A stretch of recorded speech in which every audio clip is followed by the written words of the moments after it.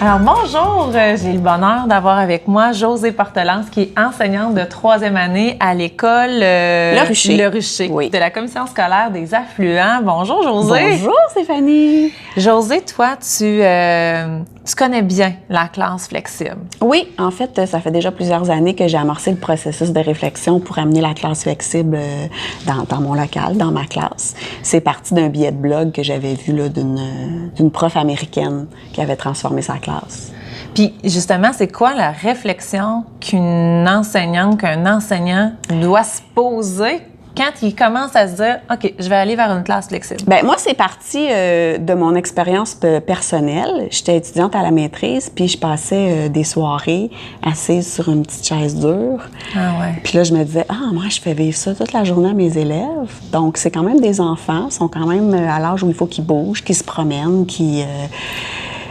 leur concentration est meilleure quand ils peuvent bouger, tout ça. Donc, comment je pourrais faire pour que, de façon générale, ils puissent s'amener à se promener dans la journée? Elle disait, la prof américaine, comment j'ai transformé ma classe en Starbucks café. Puis je trouvais que c'était une belle image parce qu'effectivement, tu sais, au Starbucks, tu peux être assis droit, tu peux être un peu sur un divan, un peu sur un coussin. Tu peux être debout avec un comptoir. Oui, travail d'équipe, on se ramène. Fait que, tu sais, je trouvais que ça me parlait beaucoup puis que ça représentait vraiment ce que je voulais apporter, ce que je voulais mettre en place là, dans mon local. Puis, c'est un aménagement physique repensé. Oui.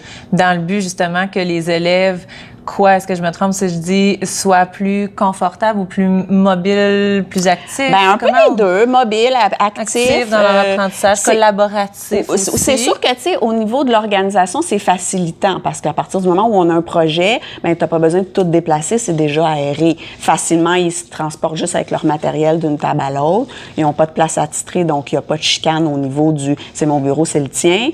Ils sont capables de mieux collaborer à ce moment-là là, pour le travail d'équipe. Ça apporte d'autres problèmes. Ouais. Parce que, tu sais, au niveau des choix de places, des fois, il y a des places préférées, donc là, il y a des petits conflits.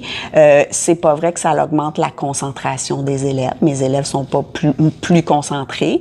Par contre, ça les amène à mieux gérer leur concentration. Ils font des meilleurs choix, ils augmentent leur autonomie, ils se responsabilisent un petit peu là-dedans. Ils prennent conscience davantage des choix qu'ils ont faits, par exemple, d'être assis, je sais pas, sur un ballon. Ben, oui. C'est pas la bonne façon pour eux s'ils veulent faire, je sais pas quelle affaire. Exact. Donc, ils réfléchissent être en assis fonction. à côté de son ami pendant que je fais un travail, parce que souvent, c'est ça. « Ah, mon ami est assis là, je vais aller m'asseoir. » Souvent, ils choisissent pas nécessairement la sorte de siège plus que l'endroit.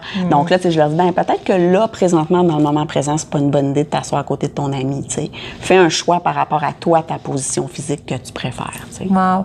Puis qu'est-ce que ça change d'autre, mis à part l'aménagement qui est bénéfique dans ce contexte-là avec les élèves? Est-ce que ça change la façon d'enseigner? Bien, c'est sûr. C'est sûr que du magistral, là, il y en a presque plus dans mon local. Là. OK. Ils s'assoient sur le tapis en avant, j'en ai pour 5-10 minutes maximum, puis après ça, ils sont en action. Mais là, ils peuvent se lever, ils peuvent se promener. Moi, je me promène beaucoup. On fait beaucoup de travail d'atelier ou de sous-groupe, d'être capable de dire, bon, ben un petit travail dans ce coin-là, un autre dans tel coin. Ils sont capables à ce moment-là de plus de mobilité dans leurs apprentissages. OK.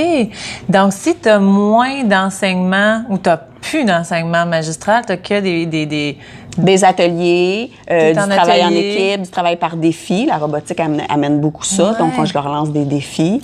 Du travail autonome. Souvent, ils écoutent une capsule, ils ont un début de travail à faire, ils partent. Là, je vais les aider s'ils ont des difficultés. Travail d'équipe aussi avec du mentorat. Wow! Puis, qu'est-ce que les jeunes t'ont senti qu'ils aimaient dans cette approche-là plus particulièrement ou qui développaient plus particulièrement? Bien, c'est sûr que, tu sais, ils développent beaucoup d'autonomie. Ça, je t'en ai parlé tantôt. Ouais. Mais ce qu'ils aiment, je pense, c'est qu'ils ont l'impression que la classe leur appartient. Donc, c'est pas vraiment comme... Ils rentrent puis ils font comme « Ah, c'est pas comme d'habitude, c'est différent, c'est pas comme l'année passée. Okay. » Donc ça, ils aiment ça beaucoup. Là, il y en a de plus en plus à mon école. Nécessairement, même au Québec, je pense que ça a fait énormément de petits. Le chemin, ouais. Il y a plein de nouvelles compagnies qui vendent toutes sortes de matériel, toutes sortes de sièges différents. Mais je pense qu'avant tout, c'est une façon de penser qui est en arrière de ça, une façon d'enseigner qui est d'amener les apprentissages différemment. Là. OK. Merci, Josée, d'avoir parlé avec nous d'aménagement flexible. Pour terminer, j'aimerais ça que tu me dises, c'est quoi le mot pour toi qui te permet d'avoir un impact positif sur les autres? Sur les autres, sur mes élèves? Ouais.